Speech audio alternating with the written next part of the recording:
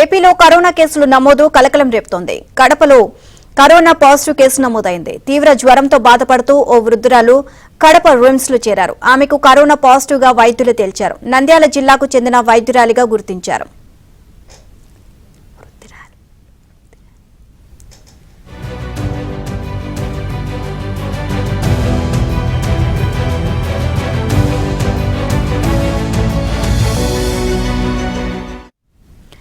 నిన్న విశాఖలో ఓ మహిళకు కరోనా పాజిటివ్ గా తేలింది. ప్రస్తుతం ఏపీలో 2 కరోనా కేసులు నమోదయ్యాయి. ఓవరాల్ గా ఇదే అంశానికి సంబంధించి మరిన్ని అప్డేట్స్ ఎక్స్పోనెంట్ శ్రీనివాస్ నాయుడు తెలుసుకుందాం. శ్రీనివాస్, మళ్లీ కరోనా విజృంభిస్తుంది అని చెప్పి ప్రజలైతే భయభ్రాంతులకు గురవుతున్నారు.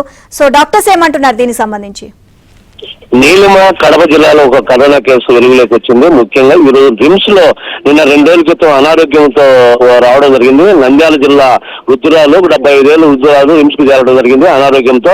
సో తీవ్ర జ్వరము ఇతర ఆ లక్షణాలు ఉండడంతో రాత్రి కరోనా టెస్ట్ చేయడం జరిగింది. నేపథ్యంలో పాజిటివ్ అని తేలింది. నంద్యాల జిల్లా వాసిగా తేల్చారు.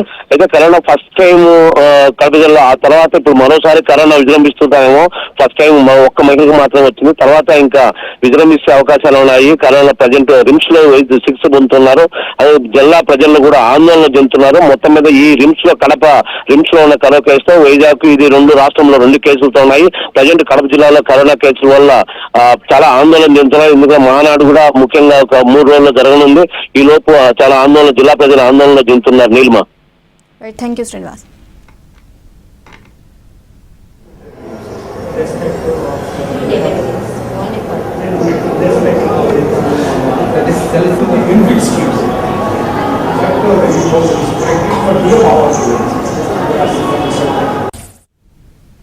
ఏపీలో కరోనా కేసుల నమోదు కలకలం రేపుతోంది. కడపలో కరోనా పాజిటివ్ కేసు నమోదైంది. తీవ్ర జ్వరంతో బాధపడుతూ వృద్ధురాలు కడప రిమ్స్ లో చేరారు. ఆమెకు కరోనా పాజిటివ్ గా వైద్యులు తేల్చారు. ఇక నంద్యాల జిల్లాకు చెందిన వృద్ధురాలిగా గుర్తించారు.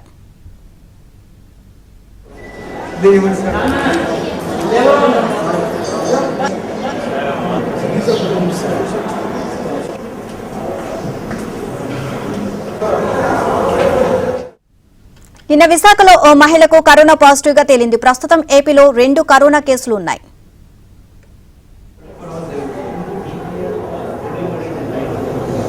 Everybody is